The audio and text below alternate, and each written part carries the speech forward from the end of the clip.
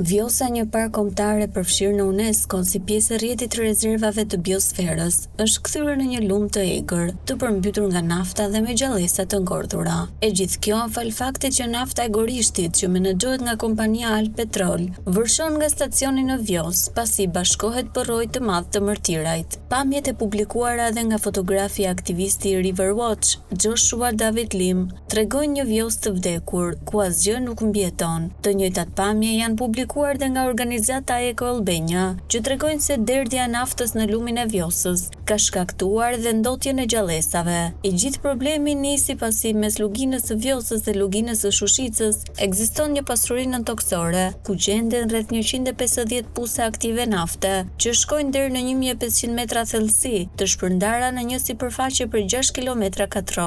E gjithë kjo pasuri nëntoksore, në vend që të kthehej në një burim përfitimi, shumë shpejt do të jetë një katastrofë mjedisore për shkak të ndotjes që përhapet në të gjithë ekosistemin dhe shkakton vdekjen e gjallësave.